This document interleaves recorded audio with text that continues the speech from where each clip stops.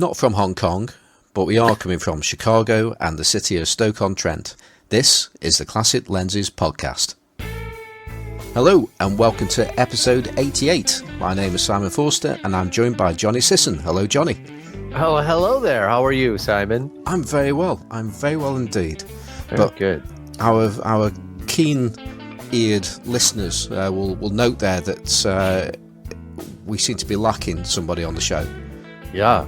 Yeah, and I think we need to let our listeners know that we had a discussion after last week's show, and after Perry taking out his frustrations on our mild-mannered guest, Graham Jago, on last week's show talking about street photography, we decided that it would be best if we would send him on vacation, all expenses paid using coffee donations to Okinawa for a week. So just to give him an opportunity to calm down. Yes. Yeah, so he's in the lovely island of Okinawa, of which Barry and I had a long discussion of how odd that sounds to an American, but that's okay. I that was mostly a joke, but it's not the first thing that comes to mind when you say Okinawa to an American. Island paradise. No, I guess not. But having arranged this break for him, we then got into a discussion about what was actually going to happen on this week's show, and he sent us a list of demands. Yeah, you have those demands. Yeah, I do. So there are things that Perry requested / demanded that we not talk about, of course, because we can't have any fun without him and not have his input on these things. So a few things that we will not get into, which means we'll probably talk about them a lot. Do not have a guest on that I wish to talk with. Do not talk about TopCon lenses. Keep LTM lens discussion to a minimum. Street photography discussions can only be positive. And I think there was a like after every sentence there as well, wasn't there? Yeah, what was the like for? Because he says that every time. It's been pointed out to us. That goes with almost every sentence that he says. Oh, now I get the joke. Ah, there you go. I didn't get it, so I could read it again properly, properly with the like after the end. Yeah, I think explaining the joke after the event is probably not a good idea. So, I didn't get the joke, so if it went over my head, then it probably would have. Well, there you. Well, but that's not true. That's because I'm an idiot. But everybody else probably would have gotten the joke. I just didn't get the joke. Yeah. So I ruined it for everybody. Sorry. Okay. Oh, we'll live. So another disappointing episode off to a flying start. Classic Lenses podcast listeners, because we know you loved the last episode. Yes, absolutely. Well, I think that having looked at the list, I think that leads me only into one direction where I can actually take the entire show now, and that's what's the weather like in Chicago, John? Well, it is it is sunny here again this morning. It's been quite heavily rainy most of the week and coolish, but it is sunny and lovely right now and about 53 degrees, which I am very happy. This is the weather that I have been waiting for months during interminable summer, which I can't stand. It's, it gets barely not quite to 70 degrees and it's not humid. And I'm very happy with that. I'm very happy with the transition to winter. So, yeah. Well, it's just grey here today. I mean, we've had some decent weather with breaking cloud and things like that. I mean, it's summer's certainly gone. We're definitely in autumn here or fall over there. But at the moment, it's just grey, and I'm thinking, this is the time of the year for the next few months where grey is it. So it could be a matter of like spying your chances to actually get out there and whenever that cloud breaks to do something with it. Oh, that's tough. That I always envisioned myself living in the Pacific Northwest. Like I'd probably love it there. but then it's like it's gray and raining all the time, and I would go crazy. I would never want to take any pictures of anything because I need sunlight. So yeah, that would be a challenge, Simon. Yeah. You're in the gray zone. Yeah, we certainly are. Yeah. So let's talk about what have you been up to this week, Johnny? Oh, me. We're starting with me. Well, yesterday was my big photo day. I didn't really, because of aforementioned raininess, I didn't really get to do much of anything this week during the week, which I don't usually anyway, except walk around with a camera during my lunch break. But yesterday I did. I had an early morning outing. You know, as a young man, sometimes we'll find that he's not at home on a Saturday morning. Well, in this case, a Sunday morning. I took that opportunity to make a little ride about in the city to a couple of spots where I've had this bug up my ass here the past couple weeks that I need to spend more time looking for projectile points. And by that, I don't mean spent bullets. I mean archaic, Native American projectile points / arrowheads, because I have one. And I've always wanted to find another. So I've had this idea in my head that I want to go to some places where I might be able to find them. And oddly enough, there are some places in the city where, in theory, that would be possible. So I went to a couple of spots knowing that they are on the location where there were Native American settlements of large proportion back at some point in time. But of course, it's, that wasn't going to happen. But it was a fun adventure. And in the process of doing that, I saw a deer here in the city. I looked up and it was like 10 feet from me, which doesn't happen all the time in the city. We did have the infamous Boys Town Petting Zoo event a few years ago. In which there was a doe, a deer, a three-legged deer. No, how does that go? A doe, a deer, a female deer. A female deer, not a three-legged deer. I couldn't get three-legged deer. I don't know why I think three-legged deer, but it's female deer. Anyway, there was a doe with a fawn in a lot in a side yard in Boys Town, and it was like the Boys Town Petting Zoo because everybody was streaming by to look at the deer and the fawn. But we don't necessarily get a lot of deer in the city. I mean, there's some, but this was, relatively in the heart-ish of the city, in a wooded area. So that was kind of interesting. And then I saw a walking stick, and by this Simon said, "You mean like a cane?" And I said, "No, I mean like the insect." Which apparently they don't have in the UK, correct, Simon? Correct. You know of them, but you don't. Okay, so I actually posted a picture of this thing on Instagram, and it's literally, it's an insect that looks like a twig, and it's about 4 or 5 or 6 inches long with big antennas and goofy legs. It looks kind of like it could have been a character out of one of the Lord of the Rings movies, like how they had the trees that walked around. It looks like it could have been like a character in those movies. That's how goofy looking they are. But they're really cool. I haven't seen one since I was a kid. I saw one once, and I have not seen one since. So it seemed like it was really one of those, very interesting mornings where things kind of come together for some reason. So where did you post that picture? Did you say Instagram just? I put it on the Instagram story, on my story thing. I'm on your page, and obviously there are plenty of pigeons there. But I can't see stick insects. No. Yeah, no, but no deer, no stick insect. So no, I put it as a story on my Instagram, which I think is still there. See, I can't remember how that works. I haven't got my head around Instagram stories. I've never done one, and I rarely read stroke watch them. I don't really see the point of them. Well, I think it's meant to be. They tend to be more, I don't know how everybody uses them, but I mean, to me, it seems like they're sort of like these moments that are a lot of times videos and like little mini commentaries or little interesting. They're things that you don't necessarily want to put in your feed, which is more like a curated, experience, right?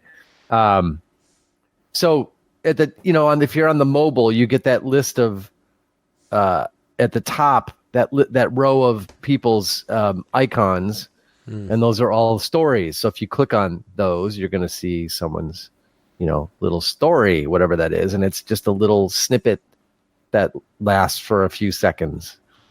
I think that's the bit I don't like, because it lasts for about 30 seconds, I think, and I know you can stop it as well just by touching the thing, but I don't know. It just never appealed to me for some reason.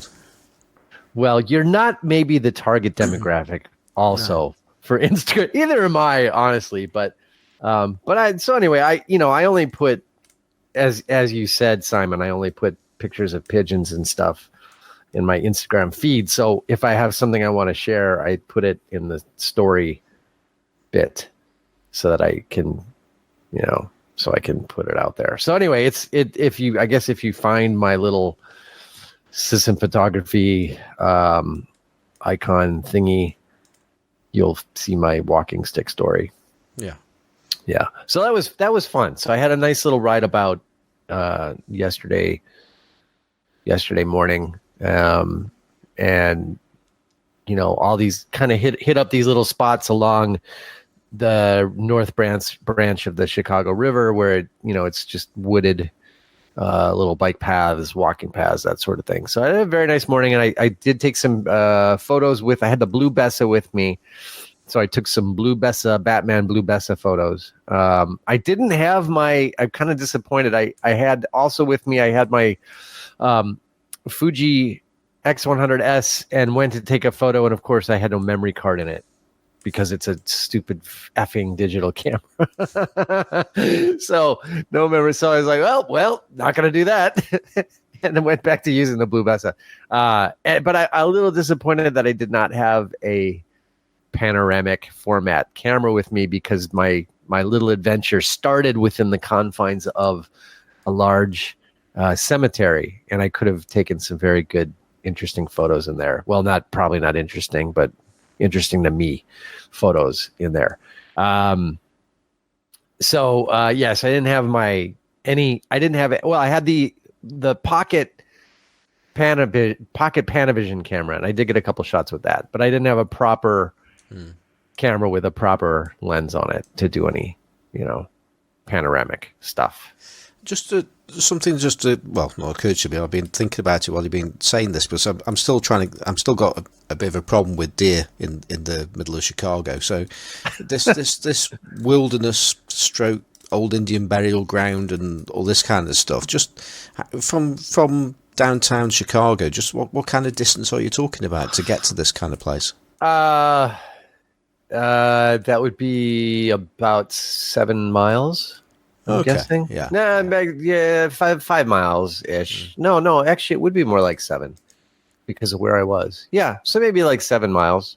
But I mean, but here's the thing is that the reason that the deer was there is that it's not far from from the north branch of the Chicago River, which runs, through the city and then up north of the city. So you've got this little... That's the Green River, isn't it? Yeah, right. Yeah. So it's this little beltway of, it's a river. So along the edge, you've got a bit of green, right? So animals travel through the city, along... I was thinking about St. Patrick's Day, by the way. Yeah, that's same river, just much further up. Yeah. So there's that, and then also there's a train line right there. So the deer travel, in and out of the city along the train line, because the train line also along the edges has a green some green wildness left. So there's sort of like highways for things like deer and coyotes. We get coyotes as well in the city that travel, through these kind of little natural corridors from the river and from the train lines. So it's not unheard of to see, animals as such like that in the city. It's just still a little surprising when you actually see them in the middle of the day.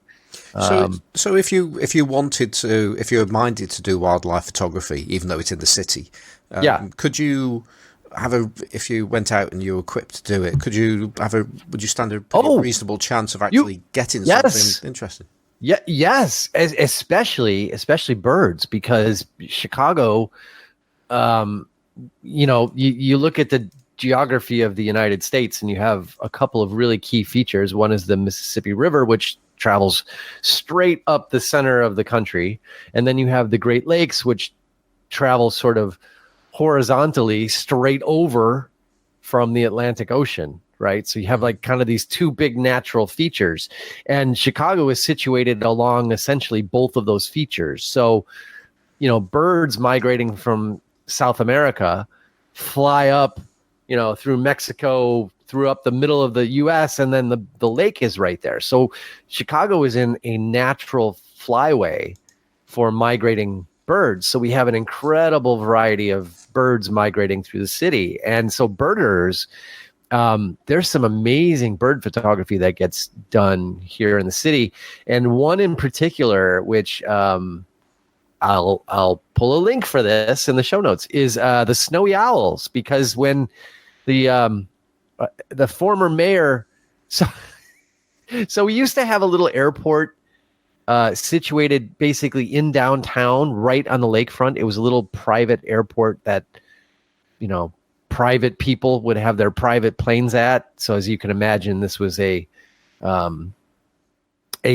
sort of thing for the wealthy, right? They had their own little airport right downtown along the lakefront. And in the middle of the night, one night, the former mayor decides he's going to bulldoze that and turn it into a nature preserve. So literally in the middle of the night, the bulldozers came out, pushed the runway off to the side, and leveled the airport. So we have literally right adjacent to downtown, kind of sticking out into the lakefront, we have this, it's not gigantic, but it's probably 100 acres or so of land that's now nature preserve. And the snowy owls land there in the winter. And there's some amazing photos of these snowy owls in Chicago. And there's a couple of other really nice bird sanctuary spots situated along the lakeshore, where people do bird photography. So no, you can actually, for birders, it's actually quite a good spot to be able to do that in the city proper. But it's still relatively rare to come across, somewhat solitary animals like deer wandering around. So, I mean, you can certainly imagine the juxtaposition of a relatively large animal looking completely out of place in the city scene. I like the idea of that. Yeah, well, it does happen. It just doesn't. They don't always get photographed. There was famously a coyote that walked into a cafe downtown on like Michigan Avenue. Just kind of wandered in the front door back a few years ago. So things like that do happen. And coyotes in the city, I mean, it's really, I've seen some really neat documentaries about that. They're like all over in the city, and they're very good at being unseen and inconspicuous. So, they've done these things where they put tracking collars on coyotes and stuff, and they diagram their range and everything. And they're like right there. They're like right near people all the time, and people don't see them. So the stuff is out there. Most of the wildlife I see in Chicago are rats, sometimes really big rats, but that's, pigeons. Rats and pigeons. So deer, seeing a deer is a bit unusual, different from your usual rat and or pigeon sightings. I could probably become Chicago's premier rat photographer. I hadn't thought of that, Simon, until just now. Thank you very much. But I probably could do that. And I bet there would be a really good Malort tie-in. That's Jepson's Malort, the unofficial, or is it not official yet? Is it still unofficial? I got to pull up my notes, but it's basically Jepson's Malort, sponsor or not sponsor of Classic Lenses podcast. But this would be a great one. I mean, Chicago Rat Photography, sponsored by Jepson's Malort. Yeah, that would work. Yeah, that could work. Yeah. So that was my big morning of wildlife photography yesterday, which was definitely my photographic highlight of the week. Okay. Any other events happening? Anything you picked up or anything like that? Oh boy, what did I pick up? I feel like there are. Well, I did pick up from Mr.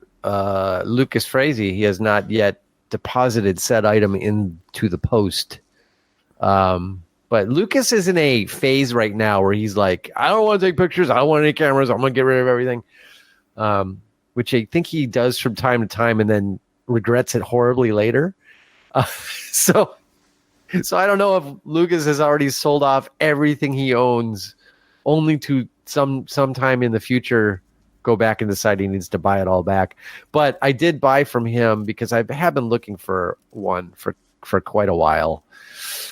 I did buy his Canon P from him, which he recently got from Japan and tested it out. And then for whatever reason, I still don't know why he decided that he doesn't really want it. So I bought his Canon P from him. So that will be coming on the way.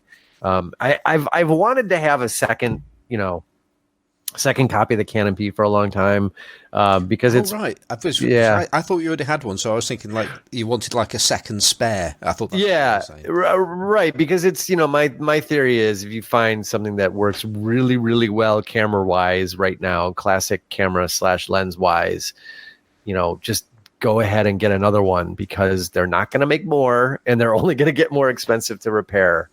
So and the Canon Ps are still relatively inexpensive. So yeah, I figured what the hell, he had one he offered. It wasn't a lot. He just wanted to get his money back out of it. So yeah, I have a Canon P that will be coming from Virginia, from Lucas, and that will be cool. And I'll put it up on my shelf and there it will sit. Cool. Talking I was going to say, talking of Canons that you want, I think I want either, and perhaps you might give me I think I already know what your answer is actually, but I'm going to ask you anyway. Right. And I've for whatever reason, all of my macro lenses, all of my classic macro lenses, and I have 4 of them, I think. So that's a Vivitar 55 1.2, a Vivitar 90 2.5, the Burkina one by Takina. Yeah, right. I'm actually selling a 90 2.8, and I've got the Keyron. I've got the Keyron 105, which is Leicester Dine over in your neck of the woods. Oh yeah, right. Which is a really good lens. That's that's 1:1. And I've got the Canon FD 200 f4 macro, which I've mentioned on the show a few times, and I think that's one of the best lenses I've ever used. Yeah. Incredible lens. And they're all FD mount, every single macro lens. Really? So, yeah. That's crazy. Huh. Yeah. So that makes me think I probably need an FD camera to work them on, and I've used the A1 and I really didn't like it. I couldn't get on with the A1 at all. Just not intuitive. No, I agree completely. I've got a soft spot, and I feel bad for it, but I have a soft spot for the AE1 because I feel like I shouldn't like it, but I do. And but I think I want either a late and I get confused now whether it's F1N or new F1, but I know it's not just the F1, but it's whatever the last one was. That's like the F1N. Yeah. Alternatively, a T90. Oh, Yeah. I would.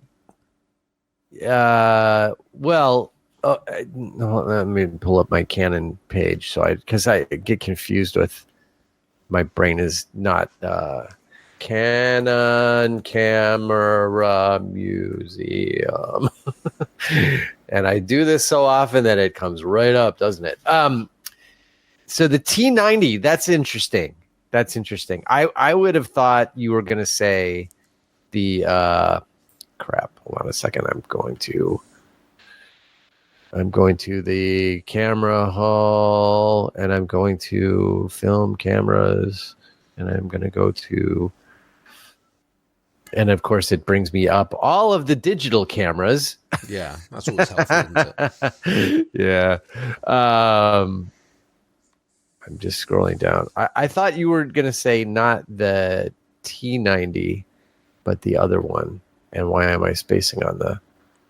I'm going to find it, folks. I'm struggling to think what the other one is after the ones I've just been talking about. Camera call, film cameras, EOS. Why is it not just showing... Oh, F. Okay. Duh. Okay. I thought you were going to say... oh no, I know why, because it's a freaking EOS. That's why because it's not it's an EOS. You think about the 1N or 1V or something like that. No, I might even think hold on, I'll find it. Now I'm back in the main menu. Jesus, what an idiot. Film cameras EOS. I'm going to go way back to the start. No, wait, it's not an EOS, is it? You're talking about the T90? Yeah, it's an FD lens. No, FD camera, okay. sorry. No. I'm just picturing I'm picturing the T90, and I'm still picturing that piece of crap T50 because it doesn't look like that at all. No. And I always think it's not even a T camera. It's, I think it was been like the Terminator camera. Because it was just so radically different when it first came out. Yeah, no, the T90 is the one I was gonna say. It's just it looks so different than like the T50 and the T70 that I got confused for a second. But no, the T90, I was gonna say, if I would get the T90. I would not bother with the stupid new F1, because if you didn't like the A1, I don't know how you would possibly like the F1. Well, I've held a new F1. It was broken. Okay. And, so it was beyond repair. Well, perhaps it could have been restored. So I sold it for parts in the end. So it was certainly going to be uneconomical to repair. And the thing had been, it wasn't a case of, what a shame that wasn't working. You look at it and thinking, I can see why that doesn't work. It's been really hammered. And but I really liked the feel of it. It just felt solid. It felt good. I liked the grip on it, and it just felt right. But I know that when we were talking about it a good while ago, you were saying about the original F1 being just about the only kind that you actually liked. Yeah, the original F1. So the original F1 is the one I would personally go to. The FTB is nice. It's just the original F1 is just to me is a special something really out of the ordinary. And I know there are others that people really like the EF, but the EF has a lot of other somewhat not intuitive and annoying features. But the F1 is just a simple, bare bones, beautiful camera with the prism on top looks a little bit different than most of the other Canons in that line, which I like. So that would be my choice. I'm not a big fan of the new F1 because I feel like it's an A1 with more features, and an A1 to me is just annoying. Yeah, the A1 for me, I just couldn't work out how to make it switch modes and to just just to work the camera. I just struggled with it. Yeah, that's what right. And I do that too when I pick it up the first time. I'm like, wait, how do I put it in aperture priority? And people say, oh, it's simple. You put it in 8, but it doesn't look right. It doesn't look right. It looks. Yeah. It's like, wait, why am I seeing all these numbers up here? It doesn't look right. Yeah. But where's the F1 or the new F1? It just looks like, it just works like a camera. Yeah, it does more or less. That's true. Yeah, it does. Well, there you go. So one of those two at some point will come into my life, but I don't really know which one to go for. But I guess I'll just wait for the one that comes along at the right money at the right time, and then see how it goes. But I'm always worried about the T90s with their potential reliability, because they seem to be falling over with regularity. Yeah, they do. Especially if you put a flash on top of them, they literally fall right over. Yeah. I guess the designer of that camera like just recently passed away, and there were all these homages to him, with his camera design stuff. I'm like, really? You put a freaking flash on top of a T90 and it literally falls over. I mean, how hard is it to build into the design that the camera will stand up flat? I mean, it almost falls over just with the lens on it. Sorry, design fail. Yeah. I'm not buying it.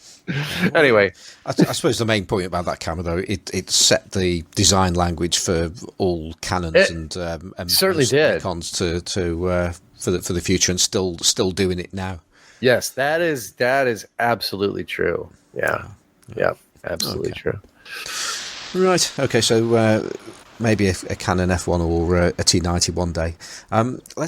Let's just catch up on a couple of things I've been up to this week. Yeah. I say this week. It was virtually 7 days ago now. After finishing recording on this show, I then appeared as the guest host of the Negative Positives podcast with Mike Gutterman. I was sitting in for Andre Dominguez, who couldn't make it. Because it was going to be way too early for him, because Mike was recording the show at an earlier time for him than normal, to enable him to have Ted Smith on the show. And Ted Smith is somebody that doesn't live a million miles from me. In fact, I ended up meeting up with him and going out with Mikhail Tekel, a friend of mine, and in the Peak District with our Hasselblads. And after that, we had a good chat on the show. So it was really good fun being on with Mike, and it was just it's always it's quite interesting when you do a podcast regularly and you go on somebody else's show. It's how things are different and the same. Right. It's a good experience. I enjoy it anyway, and I think the show was decent. I don't think there were any complaints like we got on ours. How nice to be on a podcast that doesn't get complaints afterwards. Exactly. And I did a first as well, because it was much later in the day as a recording time, and it's certainly the case that Negative Positives has got a little bit of a reputation for the hosts to have a little drink whilst on show, using that word whilst, but it was a little bit early for Mike, but Ted had certainly made a good start before we got recording, and I decided that I'd got a bottle of Jim Beam, which has been in my cupboard for a very long time, and I also had recently been gifted a bottle of Jura single malt, and I cracked them both open on the show, and I've got to say, recording while drinking whiskey it's highly recommended. Unless you're Hamish and M, and then it just destroys your podcast. Well, they certainly could do, yeah. But I think actually what we should do is have a vote between ourselves and and Perry about the recording time of the show, because it's still a little bit early for me to be having a drink. So wait, Simon, it's afternoon. 12 noon, correct, in your time zone when we do this? But okay, well, there you go. Yeah, but I've still got family things to happen and all that kind of stuff, and I might have to go out in the car and stuff. So I reckon we should do this recording now later in my day, which is also going to be afternoon for you, and yes, it will be the middle of the night for Perry, but that will enable us to have a bit of drink. So should we go with that one? 2/3 majority carry that vote, do you think? Yeah, well, especially since Barry's not here. That seems like a perfect time to vote on things. Yeah. Okay, so that's motion carried. Okay, so that's that one, and that was just really good fun. And my other event of the week was taking my Kodak Aero Ektar lens a step closer to actually being used, because I bought this lens probably last year, I think it was. Yeah, it was last year. Yeah. And the lens itself, just for people that don't know what an Aero Ektar is, in fact, I'm going to get it just to make sure I'm getting my facts and figures right. It's just up here. Don't drop it on your foot. No. Don't hurt yourself, Simon. That was the sound of the Aero Ektar just being placed carefully on the desk. I'll just move it on the desk. There you go. Well, it's not a big beast, but as in, like, it's relatively short for the amount of weight that's in it. Possibly, I don't know if radioactive elements actually make lenses heavier or not. I don't know, but this is certainly radioactive, and I believe it's actually one of the most radioactive lenses out there. In fact, I'm going to push it. I'm going to move it a little bit further away from myself. I mean, I always tell people, don't worry about radioactivity, as I'm like, putting it at a distance away that I can still read it. Yeah. It's like when everybody went to Michigan to drink the water in Flint. Oh, this water is perfectly safe. Yes. So this Kodak Aero Ektar, it's a lens it's a reconnaissance camera lens from, I believe it's the B-29 bomber, US Air Force bomber from World War II, and I've researched the serial number on this, and I'm pretty sure it's one of the early 40s lenses. I can't remember which one it is, but it's definitely a World War II lens. Yeah, and the idea, well, it's obviously for whether it be surveillance or checking on whatever things were going on at the time. But the actual focal length of it is 178 millimeters. It's a 5x5 lens, so like 4x5 but a little bit bigger, so it's a large format lens. Yeah. And this is what makes this lens particularly unusual for such a large format, is it's an f2.5 lens. So there aren't, so it's for that format, f2.5 is going to give you a very, very tight depth of field. I mean, let's face it, even on full frame, nearly 180 millimeters at 2.5 is going to give you a narrow depth of field. But you put that onto large format where you've got the extra width of it as well. You're not cropping the whole image. It enables you to get some really, really interesting effects. Plus, it's also, as far as biotars are concerned, it's possibly the daddy. I'm not sure if there's a longer one that uses the same design, but this is a biotar, so it's a big beast of a Helios 44, if you like. So you got tiny depth of field, you got potential swirly bokeh, and it goes on to large format. So it's like what not to love, really. Yeah, it's you can make your cliche bokeh photos right there on your large format camera. Congratulations. Exactly. And I put a photograph up of this of the lens next to a camera, and we'll come on to that in a moment. And Cheyenne Morrison commented on, so you've got the best portrait lens in the world and you don't take pictures of people. Yeah. Yeah, there's a slight issue there, isn't there? But I'm going to see all it is. I'm just waiting to get the right kit, and then I'll start taking pictures of people. And Simon, I've worked out though, looking at that photo that you took, that we could perhaps call the baby speed Aero Ektar, because you had it on a baby speed graphic. I was thinking all you need is a focal reducer, just like you would if you were putting it on a digital camera. That's true.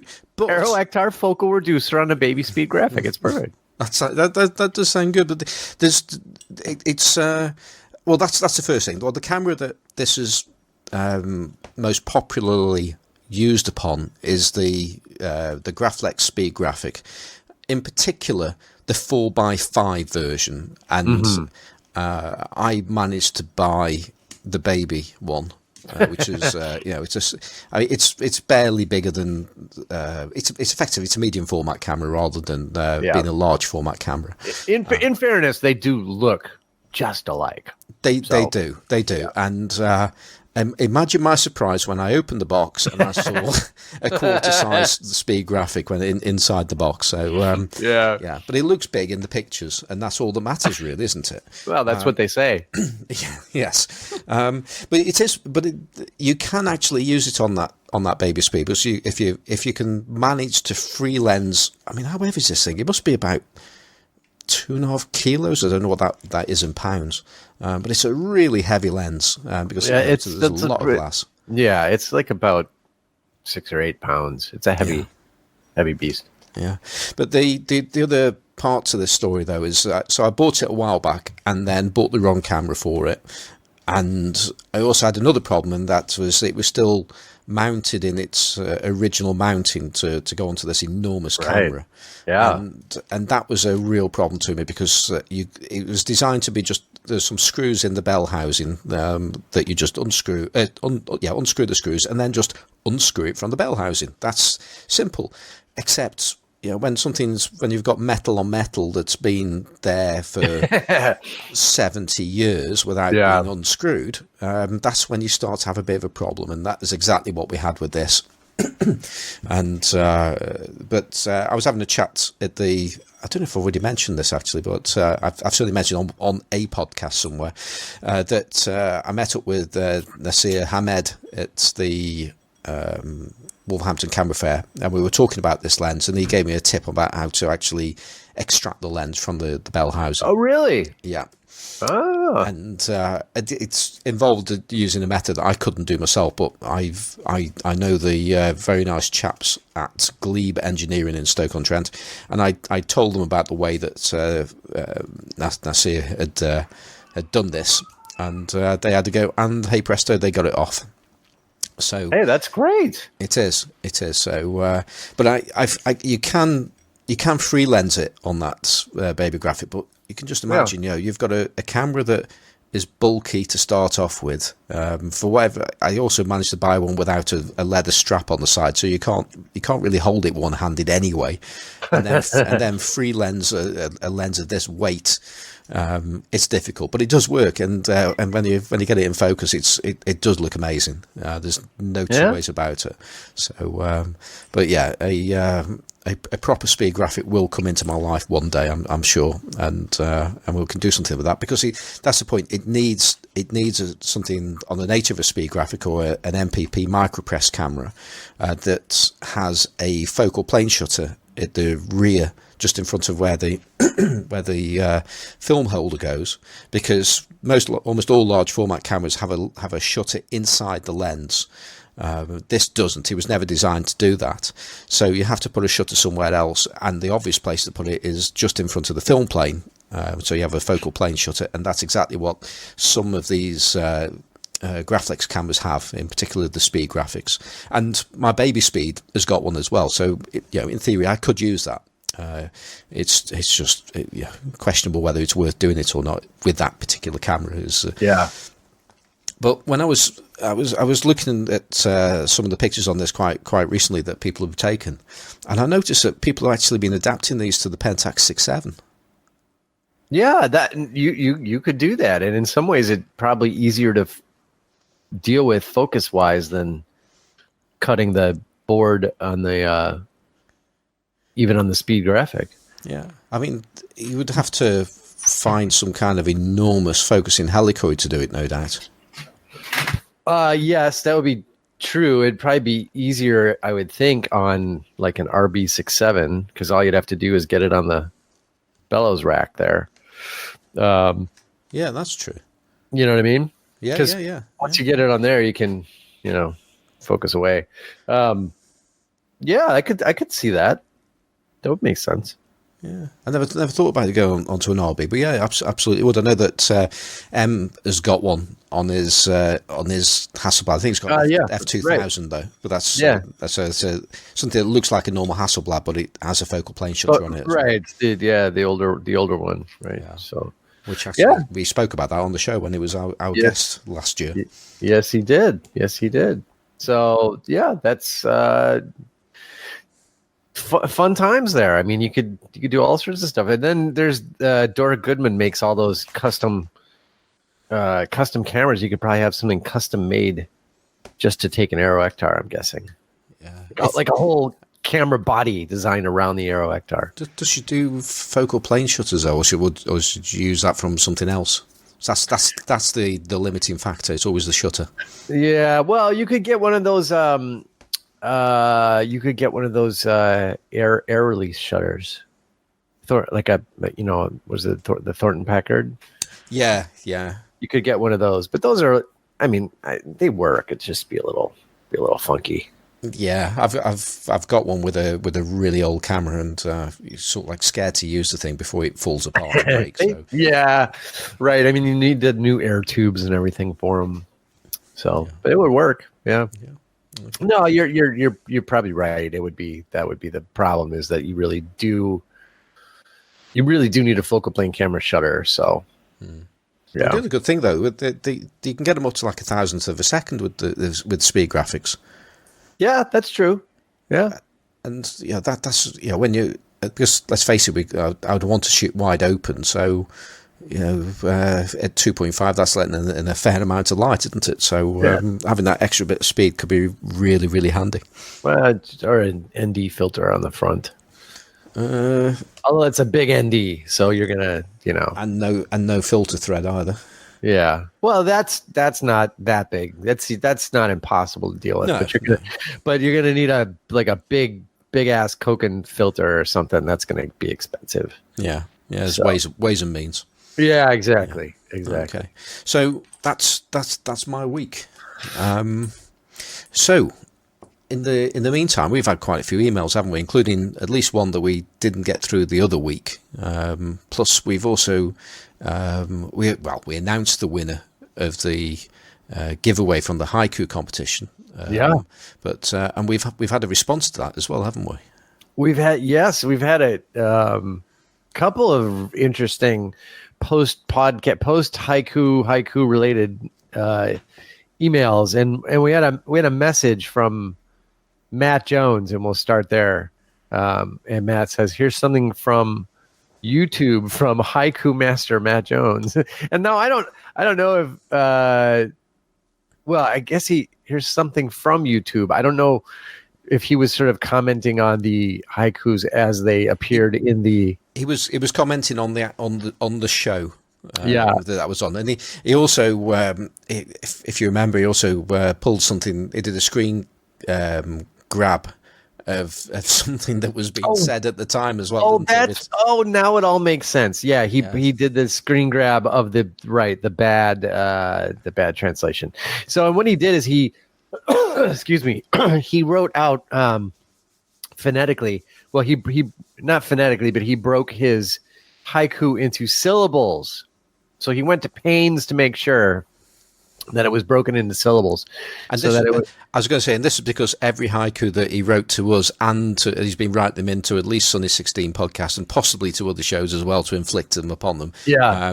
And as Perry was saying, I think it was just Perry was getting his hair off because he couldn't make any of them work. Yeah. Yeah. So we'll read Matt's haiku, and I'll try to break it into syllables as he's written it, broken into syllables. So you have to kind of imagine the letters, broken out that way. So Matt says, haiku quantity over haiku quality makes podcast long. And he didn't break the G off the LOOOONG. He just left it on there. So I'm sort of adding that G, hard G, as a fifth syllable, because otherwise it doesn't actually work, as Perry would have told us if Perry was here. Yeah. So, thank you, Matt Jones. Yeah.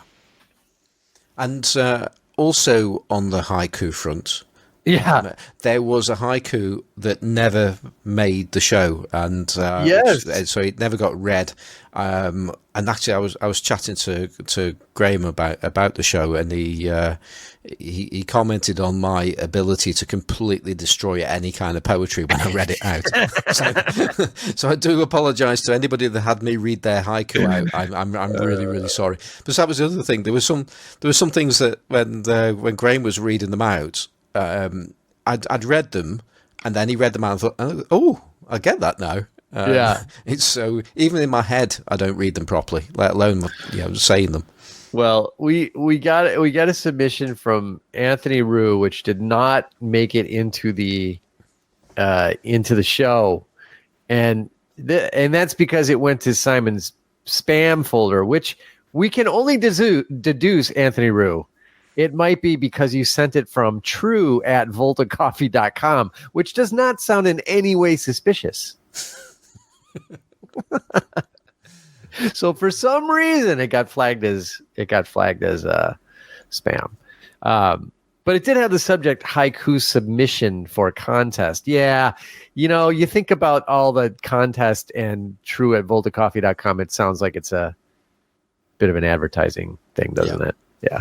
Okay. Well, that said, we'll go ahead and read Anthony Rue's submission, although it's really actually a very good haiku, and it's too bad Graham isn't reading this because it would sound much better. So Anthony Rue says, sun-dappled pigeons, auto reflex at ready, oofta like spring dew. So, and then he says, for what it's worth, if I win the lens, it will live on my auto reflex and never be blamed for the chromatic aberrations of a digital file. Anthony Rue, Volta Coffee, Tea, and Chocolate. I feel really bad for that going into spam, and we're not. I do, because it's actually really good. Yeah. and he was going to put it on a proper auto reflex. Yeah. Which that's where mine lives, and it's a brilliant lens on that camera. Yeah. So, oh well, Anthony, you'll have to just go out and eBay one for $30. Yeah. Well, just steal the money out of the tip jar, Anthony, and you can go buy a auto reflex. Yeah. So yeah, thanks for sending that in, and I'm sorry again that it didn't get there. But I can say that the winning haiku that we had from Bernard Sperling was a worthy winner all the same. So I would say yes. It really is. So and as you can imagine, Bernard was very, very happy to have his haiku chosen. So we've received a haiku from Bernard, which I won't read your address in Germany there, Bernard, which you sent to make sure we could get this to you, but I'll read everything else aside from your personal information. So Bernard begins his message with the letter J. This is in all caps. The letter J followed by, I think, about 14 U's, and then 3 H's, and then another 14 U's, which I'm imagining if I was, I'm of German descent, but I am not a German speaker. And so I imagine that I would pronounce this. I think it's like Yahoo, basically. But to my eyes, it looks like Yoo-hoo, which that works too. That's okay. That sounds like a proper expression of excitement. So, huge proper expression of excitement. Yoo-hoo! I just listened to the podcast, and I am super happy and excited that Graham picked Graham, Graham, by the way. I love that, as in cracker. Picked my entry as a winner. Graham Cracker. I had to do not 1, not 3, but 5 happy squirrel hops on the spot. I wish we had that on video. I am kind of in the middle of a move and can confirm Murphy's Law as far as it is applicable to my situation. Photo equipment is now partially here and there, and it is always at the wrong location. So it will be sometime before I will be able to use the lens with my Konica FS1. FOMO 100 and Rodinal will be the appropriate choice then. But as a consolation, I will be able to shoot it on my Sony A7R. It will definitely have an outing with the Voigtlander Ultron 40 millimeter to compare it to. As to the haiku, like Adam, I read up on it before trying my poetic luck. The website I read through mentioned, in addition to the other requirements, that there should be an element of surprise or contradiction involved. So, on one hand, there is the Konica as the quote-unquote cheap star of the Perry G lens outing and following competition. Clearly a lone outsider in this context. And on the other hand, as a contrast, there is the rangefinder equipment that is clearly preferred by Perry and most members of the podcast. Leica stands in as an iconic word to represent lenses and cameras used of all brands. The first line not only intends to give a time feeling, but I also tried to find the tone of the Raymond Chandler classics like The Big Sleep to prepare the scene for the entry of Philip Konica Marlowe. He might not be polished or refined, but he produces nevertheless results. And at the end, that might be bittersweet for some, he shines. But, when I had the haiku ready, I was really surprised by the result. Before trying, I would have never thought I am able to create something even halfway decent. But isn't this very similar to photography, where our results also surprise us sometimes if we had just tried something new? It might also not be repeatable. Many thanks to all of you for the competition and for keeping us informed and entertained week after week. Please send the lens to my German address, not being read. Very best regards from Happy Bernard. P.S. I am very happy with the pronunciation of my name. German, English, French, or any other, all are good for me. Well, all right. That's great. And thank you, Bernhard. Bernhard. I'll pronounce it phonetically in English. Bernhard. Bernard. Bernard. It's going to go to a good home. And it's going to go to a good home. That's just really good news. And that's good news. And just so you know, I realized that you were a Sony shooter, and I'd actually sent out an adapter to Perry so he could use it on his Sony, and I was thinking on the lines of like, well, there you go, Perry can have a Konica adapter for a Sony, but no, I don't think Perry wants to use a Konica lens ever again. Oh, so he's sending off the exactly. He goes, what does Bernard use Sony? And I quickly checked, and he's a Sony user. So I'll send the FiCas adapter off to him then. So you have a bonus thing there. So hopefully you haven't already got one, or even better, hopefully you haven't actually just ordered an adapter. Yeah, right. You'll be able to use it straight off when the parcel arrives. So I just realized that we're calling him Bernard, and it's really Bernhard, which I'm pretty sure is like calling Vladimir. It's actually two different names. So, and of course Bernhard, being a nice, mild-mannered German man, is not going to correct us on that. So, thank you, Bernard, letting us say your name wrong repeatedly for the past 2 weeks. That's it. So that's it. Here endeth the haiku competition. Thank God. That was fun. Okay, so we've got some more emails as well, haven't we? We do. We have we have at least 2 very long emails. Good thing I have my who's this from again, John? I have my Gatorade bottle with me here, John. Yeah, John, I just want you to know I don't usually drink Gatorade because it's just basically a gigantic vat of corn syrup, and I try not to have that in my diet.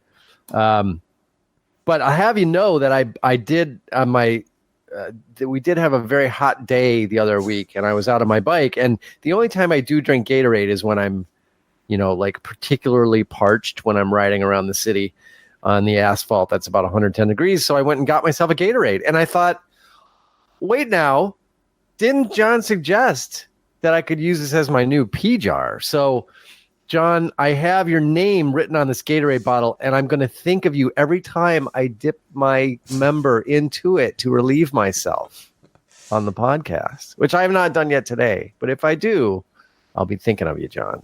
So I have it right here. Gatorade bottle. Okay.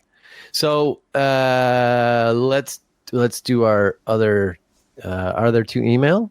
Yeah. Yeah. We got. So we have, well, since Perry couldn't be with us, but we've got Michael Epstein. Not sure, Mike. We'd know if Perry was here, wouldn't we? But no, he's on vacation in Okinawa. So, Michael, thank you for your email. And Michael's subject says 8-element Super Takamar 50 millimeter f1.4. He says, "Hi, Gas Monkeys. During a recent darkroom session, I was in the process of printing a portrait made on the 8-element copy of my Super Takamar 50 1.4 whilst listening to the conversation about that exact lens in the latest episode. I was nodding my head in agreement with Johnny's sentiments that the 8-element lens is no sharper than the later 7-element copies for all practical purposes. I've only had it a short time with both lenses, but to my eye, they're both equally excellent. I'm quite sure in a blind test, it would be almost impossible to tell them apart. So I'm wondering what made this lens special. It's not the optical achievements of the 8-element Super Takamar that make it a standout optic. It's the committed way in which Asahi pursued optical excellence that I find so inspiring. It was an expensive lens that was difficult to construct due to the cemented curved triplet. Asahi were rumored to have lost money on every copy they produced. I think that's BS, but yes, true. They were rumored to. They were determined to build the greatest 50 millimeter optic that money could buy at the time. And 2 years after releasing it, it was broadly accepted that they had achieved their goal. The 7-element Super Takamar was introduced thereafter. It was cheaper to build and conceded very little in optical performance. No doubt, had Asahi known what they could achieve with the newer layout from their earlier stage, we'd have never seen the 8-element version. But that is common thread in the progress of technology. Today, that sort of commitment to progress is largely lacking in the camera industry. We get lots of new lenses with lots of new acronyms that offer the same old performance. I guess that my only real point to this letter is to say that the 8-element Super Takamar should not be derided as an overpriced and overrated lens, but rather an inspiring product that deserves its place in the storied history of photography. I was fortunate to find a beautiful copy of the 8-element version for $95 Canadian.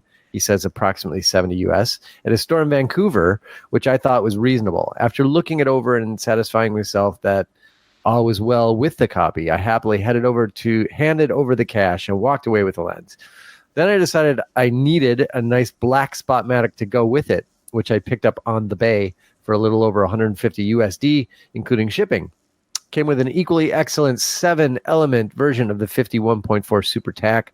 I'm enjoying both the lenses and the body a great deal. The Spotmatic and both Super Takamar lenses have a really beautiful and high quality feel to them.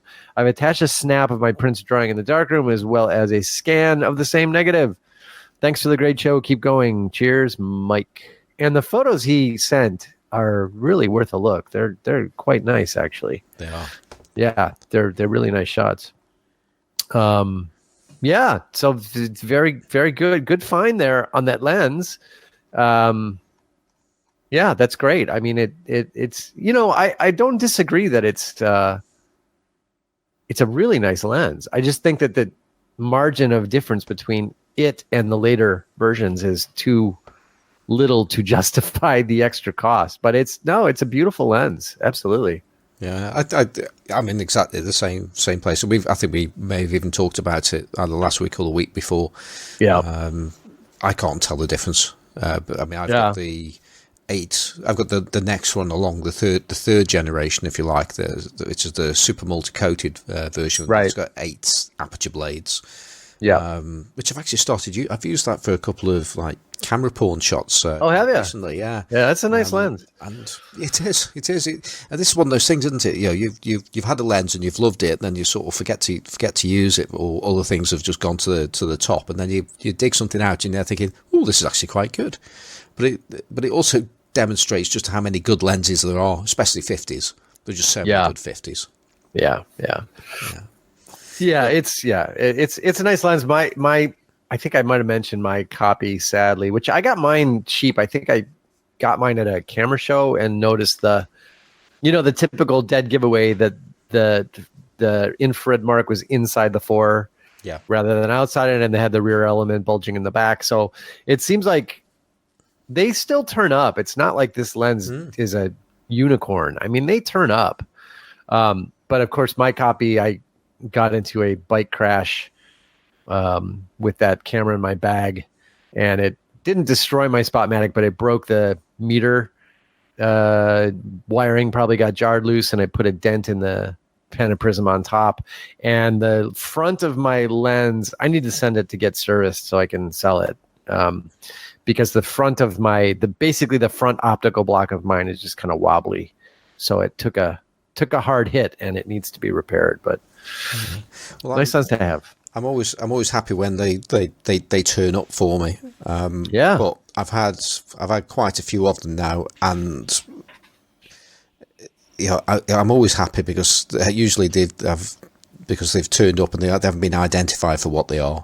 And, and they are certainly more of interest to the collecting market and those users that like to have that extra bit of history, which is what we just been talking about there. But in terms of as a user, my slightly yellow super multi-coated is the one that I keep, because I just don't see any reason to keep the more expensive lens when it doesn't actually do anything more for me, and in some respects it does less because it's a 6-blade lens.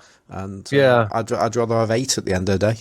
Yeah, and my go-to, I don't the 8 element that I have is not actually the one I carry around when I do this. I actually carry the last version, which is the SMC, the one with the rubber ring on it and the extra pin for the auto aperture camera. So I like that. I prefer that one to the 8 element, only because I think sharpness wise they're no different, but the coatings are better, and I find that it doesn't flare. I find the 8 element will flare quite a bit, and unpredictably so. And the SMC version just does not flare as much, and certainly not in unpredictable ways. So I end up using the SMC because I find it to be more dependable in terms of flare performance, I guess you would say. But I don't want flare. In other words, I'm not the guy. I'm the person that tries to avoid flare, not to seek it out. I really like flare, but the thing for me though, that lens, I've seen them pop up occasionally, and you can actually pick them up in some ways cheaper than the previous versions. But they're just quite uninspiring to look at. Yeah, I that's a fair criticism. Because it just looks like it's just got basically a rubber grippy, non-raised checkered grip on the front, as opposed to that, like the version you have has that nice scalloped metal ring. I mean, and that for me has always been the appeal of that era of Takamars by Pentax. Yeah, just the construction of them, the feel of them. I mean, I'm sure that yours the focus action is no different. I'm sure. No, it's totally the same. But they're just such nice pieces of engineering. They are. Yeah, it's hard not to love them.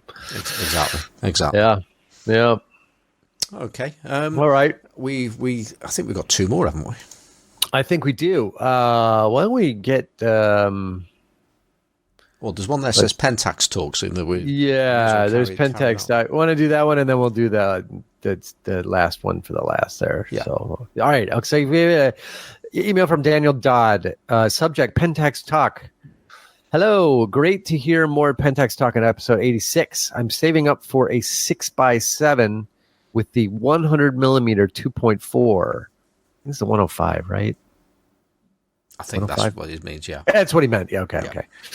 As my first medium format camera, I recently bought some early K mount glass, the 85-1.8 and the 30 2.8. The 85 is pretty good. I still don't know if I like it over the Nikkor 85 1.8. Either way, for a decent 85 millimeter, these can still be had cheap.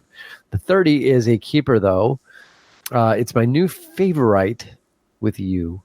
Walk around lens. I might eventually go for the 31 millimeter limited, but comparing shots on film, I don't see a big. I think he means 40 millimeter. Did they make a 31 limited? It's news to me, but okay. They do some. Yeah, but I wouldn't necessarily say them. They do. They do some strange things over there at Pentax, but I don't see the big difference. Early K lenses, chaps. What are your thoughts? Greetings from Berlin, Daniel. Oh well, optically great. I think following on Simon's statement a moment ago about the super multi-coated versus SMC version of the M42 Takamar, where it still has the metal ring. I find the K lenses to be they feel cheap. I don't know what else to say. They're great optically, but I mean, a lot of them have literally plastic front barrels, and they feel really cheap to me. I was going to say, well, there's a question there about what you're actually classing to be an early K-mount lens, because certainly the later, the PKA lenses, they're pretty nasty. Yeah, they really are. Yeah. I guess the early ones are probably more similar to the last model SMC Takamar stuff for M42. They're probably not that much different.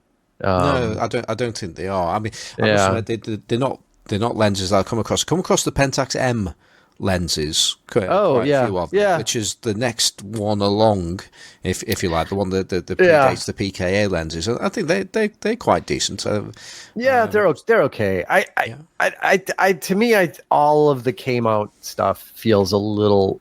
To me, all of it feels like a step down from the M42, just in terms of like build quality. Yeah. To me, none of them feel quite as nice as the M42 stuff, just because optically, I'm sure they're a bit as good, if not better. Absolutely, yeah, absolutely. There is one legend in last. I was thinking about there's quite a few legendary ones in there, because you've got like the Hollywood Distagon. Is that 35 F2? Is that? And I think there's a few other weird and wonderful things where there was a tie up with Zeiss. So. And I can't quite remember what they are, but they're very, very well sought after and very, very highly regarded lenses. But the other one, which we've mentioned on a couple of times, we certainly mentioned it on the 28mm show ages ago. Yeah, and that is the original. So it's SMC, not a Pentax M, and it's the 28mm f3.5. Which is a stunning lens, and that was one of those when you get into using old lenses and you're researching them and you're trying things out and so on. Every now and again you'll come across a milestone for you, and that lens was a milestone for me. Because I was thinking, well, what's so interesting about an f3.5 28mm lens? And I saw how much they were being sold for on eBay. I'm thinking, oof, they're going for big money. I mean, what's going on here? It's not even a 2.8, and the lens that came after it was the Pentax M, and it was a 2.8, and it's an okay lens. There's nothing wrong with it. It's just another 28mm lens from one of the major manufacturers, so it'll do exactly what it works in exactly the way you expect it to. It's perfectly decent. But the 3.5 is like twice the size of it. It's the Pentax M is like a pancake lens compared to the 3.5, which again, that sort of makes your head scratch. I mean, why is a slower lens twice the depth? It just doesn't make any sense. Well, I don't know if I looked into the design of it or not, but it's certainly, there's something going on there that's different, and it wasn't repeated going forwards. And that I've took a few shots of that lens, and it really was excellent. There's no two ways about it. But it goes for good money. But it's that point about, you know, slower lenses. You know, and I'm really guilty of this kind of thing. But, you know, slower lenses can not only be as good, they can be better than the faster lenses. Yeah. And I think that's an example of that. Yes, indeed. Yeah, I think you're right. Yeah, so it's almost like a sleeper lens, and it could be one of those things where you might see one of those things on the camera, and it looks pretty uninteresting. But you've got they're pretty rare as well. But yeah, you could drop on with one of those if you see one of those. Yeah, yeah, indeed. There is, in fact, the limited lens in 31 millimeter. So yes, that, which looks like a great lens. All those limited lenses are very nice. So, yeah. All right. So one. Have we got just one? Yeah, just one more. Let me scroll back up a teeny bit. It's from Nigel Glev, and the subject is street photography. Oh, we can't do this, though, can we? Yeah, we're gonna do it anyway. Yeah, okay. We'll go against Perry's wishes. Yeah. Well, it's a listener comment, isn't it? So yeah, that's fair game. And if anything happens to like get discussed like about like street photography, like, then, you know, like, we'll just go with it. I totally missed that joke, Perry. I'm sorry. Now I got to scroll back down. I was looking for all the likes. Okay. Did we have, where is it? Oh God, where did I? Nigel Cliff, street photography. I understand why in these times that photographing kids in public is fraught with danger, but it's sad that there will be no 21st century versions of the wonderful street kid shots that Bert Hardy took in the middle of the 20th century. Nigel. I actually kind of hope that in the 21st century there's no kids, but, you know, that's just me. Maybe they'll just go extinct. Yeah. But it's right, though, isn't it? I mean, he is. It's that age of innocence lost, isn't it? You know. It absolutely. He's absolutely right. I mean, there's going to be a whole. Well, I mean, arguably, there's going to be a whole era that maybe just dissipates into vaporware that is missing, and people someday in the future are going to be like, "Oh, these people made all of these." Did this thing where they would make these images of you know, they would use this device and reproduce these and then we're going to hit the digital era, which will have somehow gotten like, you know, nuked in the Android Holocaust or something, and there will be no record that there was ever digital photography, and they'll just think photography was something we stopped doing. So there's that possibility when the Terminators come through and destroy everything. But no, he's sort of right. I mean, it's like there may be this whole missing era of, you know, street urchin photography that no longer exists. Okay, so that's the emails done, and I've got to say I'm not feeling too well today. So, and I did actually want to talk about something I've been trying to talk about for a couple of weeks. Yeah, right. And I think I'm going to park that one again. And that was a quite a positive digital story that our best vintage friend Ricardo. I couldn't. Yes, Ricardo. Ricardo. Yeah. I think he's been hoping that we're going to say something nice about digital eventually, because we've done a lot of film talk lately, and we talk digital as well. And I wanted to talk about digital. I wanted to do a bit of a quite a positive story about digital, but I don't think we're not going to do that today. But it will come, and I do want to talk about that experience. I'll have great things to say about my X100S next time I remember to put a memory card in it. yeah, there's that as well. Okay, so what we're going to do is going to be a relatively short show by our standards. In fact, we've just been talking off air to say, are our shows getting too long? And it's this thing that it's almost as if like we're trying to hit the 2-hour mark. There's that feel about it, and sometimes it goes over, sometimes it doesn't quite get there. But it's a funny thing. Well, certainly last week's show was very long, but there was good reasons for that being long because of we had to get through a lot of haikus. Yes, so no more haiku competitions. You'll everybody be glad to hear, except Bernhard. Bernhard will probably quite disappointed about that now. Let us know what you think about that. About length of shows. Is it too long, or is it just right? Yes, because there are different people that listen to the show as much in the same way as there are different audiences to this show, and some people prefer one type of subject and some others, and we try to cover as many bases as we can, but we know we can't please everybody all the time, so it's not worth trying. We can't please everybody with our long throbbing podcast.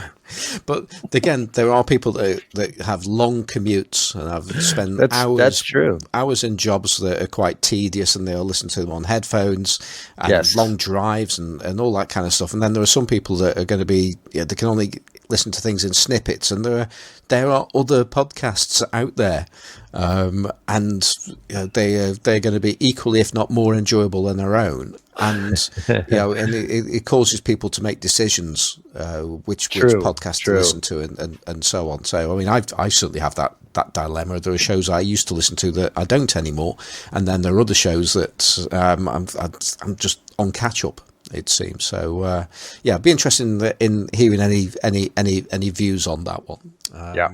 So we're going to start winding the show down, and I want to say thank you to those people that have donated to us since the last time.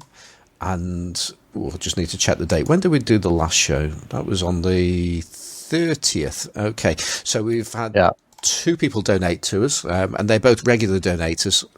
So that's Lawrence Dunn and James Thorpe. So thank you very much to the 2 of you. It's really appreciated. No comments, I would say, like regular donors. Keep saying donators. That's just not a word, is it? So there we go. So Johnny, have you got any shout outs this week? No, not in particular. Well, I guess I have a couple. Well, I saw Robbie brief. Robbie's been away. So I haven't seen Robbie J as much. He's been working a lot. Robbie J, you work too much. Daddy, you work too much. You've never heard that, have you, Robbie J? I bet you have. Daddy, you work too much. So I saw Robbie J this week, which was nice. And I saw Bob Matter this week, which was nice. I haven't seen Bob. So I don't know. I saw a lot of other people too, but you guys know who Robbie J is and you know who Bob are. And hey, that's the point. Robbie J. Robbie J bought an adapter off me. Oh, that's right. Yeah. So I don't know if you've received that yet, or whether it's still in the air, or I mean, it should certainly be on the mainland by now. And there's a Tunnocks caramel in that box as well. I've spoiled the surprise if you're hearing this first. But that's all right. You're sending it to Chicago. Simon the Rats will eat it first. yeah. Actually, that's another. I'm going to do a quick plug for my site, which is simonfosterphotographic.co.uk, and I have just literally today marked down a load of prices on my FiCas adapters, because I'm not going to be having any more FiCas adapters, mainly because it insults certain people in Italy. I did actually find out what that was about, and because there's a chap called Sandea Lynch who we had on the Large Format Photography podcast, which is an excellent podcast that goes out twice a week. And I was chatting to him before we actually recorded the show, and I mentioned about FiCas being a bit problematic, and he speaks Italian. And he understood it, and it's got, and I'm not going to go into too much detail, but it's something to do with female figs. Wow. Yeah. So this has been confirmed by a native speaker. Well, he's not a native speaker, but okay. He certainly knows it well enough to know that female figs are a bit off limits in Italy. Oh, okay. So there you go. That was that. But anyway, on my site, I've reduced them. I will reduce them on my eBay page as well, but I'm going to leave it a few days before I drop the prices on eBay. But that said, the prices are always a little bit cheaper on my site anyway, because there's fewer costs in there. So I just pass that cost on, or that saving on. So you can save a little bit of money there. So that's simonforsterphotographic.co.uk. And if you're at Central Camera in Chicago, you can buy some very nice adapters. What are the ones you used to sell, Simon? K&F? K&F. You can buy some very nice K&F adapters thanks to Ben Kudo, who is now the Kudo Camera Company. The Kudo Camera Company. We have a whole bunch of adapters that we got from Ben. The boss has been away for a bit of time. He's not feeling too well, so he's been away, and I've been spending his money. I bought a bunch of adapters from Ben because we didn't have any. We didn't have any adapters. People kept coming in for lenses, and I can't show them lenses on their camera because I don't have adapters. So I got a bunch of adapters. So I have a bunch of K&F, beautiful, beautiful K&F adapters from Kudo Camera Company, now at Central Camera. So come on in and get them. Excellent. Yeah. Okay. So outside of this podcast, how can people keep up with the things that you do? You can catch up with me on Instagram at System Photography, where you can go and see my latest Instagram story, my little video of the walking stick. So you can go check that out. So you can catch me there. You can also catch me at the aforementioned. Whilst you're watching that video, you can catch me at the aforementioned. Did I say that right? You did. Okay. Central Camera Company in Chicago, where I'm happy to report, again, things that happen when the boss is away. Well, it happened while he wasn't away. But I think the guys who cleaned the, we get with the big neon sign in front that's, 20 feet high or whatever. And I think the guys who came out recently and power washed it, who did the cleaning, I think they got the, so right below that neon sign taped to the glass of the front door, there was the $9.95 video transfer sign that was taped over the We Do Film sign, much to the consternation of myself and Mr. Bob Matter and lots of other people who love the We Do Film sign. So essentially they got the We Do Film sign, or the video transfer sign, soaking wet. And I think it just sort of like melted off either that or they just pulled it off because they realized they had got it wet and ruined it. They took it off. So for some unlimited amount of time, the We Do Film sign is back at Central Camera. Yes. Yay. I'm very, very happy about this as well. It looks much better in people's photos of the front of the shop. So We Do Film at Central Camera. You can catch me there every day of the week except for Sunday and Monday. And you can also send us an email at classiclensespodcast@gmail.com. And of course, you can get the podcast at classiclensespodcast.com. And of course, be sure to get the weekly, bi-weekly, sort of weekly, occasional review of the show. And you can do that also on Instagram, right there on hashtag, it's Best Vintage Lens, and you can tag your photos with hashtag Best Vintage Lens and get featured there. And I've noticed something, guys. You're self-professed bokeh fanatics, but more and more you feature actual photography on Best Vintage Lens. So thank you very much to our frenemies over at Best Vintage Lens on Instagram. Check out their feed. They always have great stuff. Every day they have great stuff that is made with and by classic lenses. Just thought of something there, because you said Bokeh instead of Uftar. Well, but I'm using their nomenclature. That's very true. You were reading, weren't you? So but I was listening to the Viewfinder Vikings podcast. I think it's the current one. If it's not the current one, it'll be the one before. And that's an excellent podcast, by the way. Started by Sven Olaf Humberset. Sven Olaf. Oh God.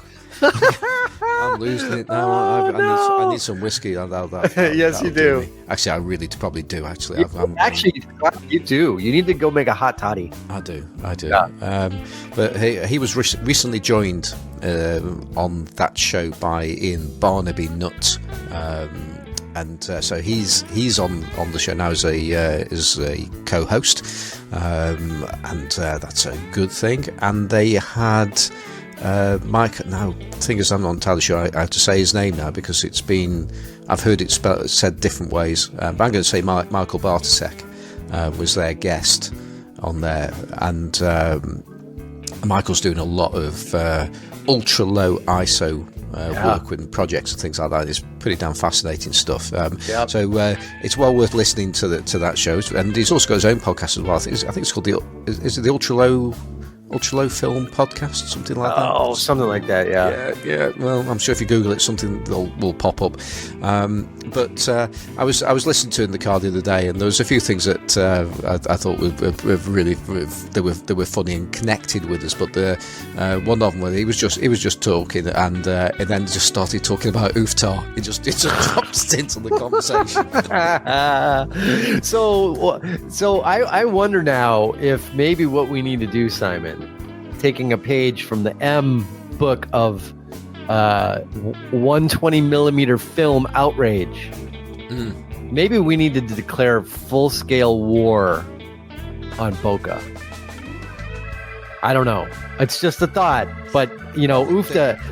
There's a similarity here, because there is. It's a word that winds you up, and frankly, not many other people.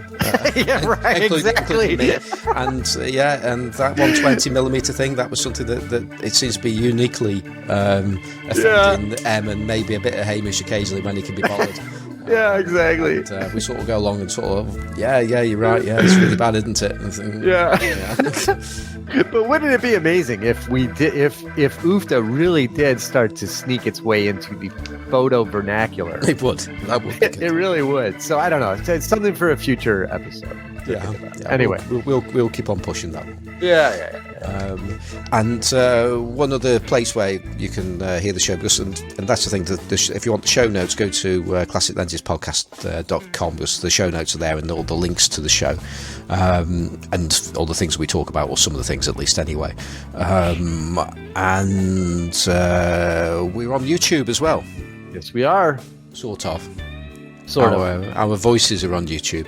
Right. It's mainly Matt that listens to it on YouTube. So he's our main audience, I think. He is our YouTube audience. Yeah. Okay. So anything else before I do my bits? No, go for it. Okay. So I'm on Twitter as Simon4. I'm on Instagram as Simon Forster Photographic. We're always hanging out in our Facebook group, which is the Classic Lenses Podcast Facebook group, and we also hang out in Photography with Classic Lenses, which is where all this started from. And I'm sure there was something else. Don't forget, we got those. I've dropped the price of adapters on simonforsterphotographic.co.uk. There was something else. There was definitely something else. But okay, it's just another thing that I've forgotten this week, is that. And our music is by Kevin McLeod of Incompetech.com. It's called Octo Blues. And that's it. So I hope you've enjoyed this week's show. And if you can, be like Carl.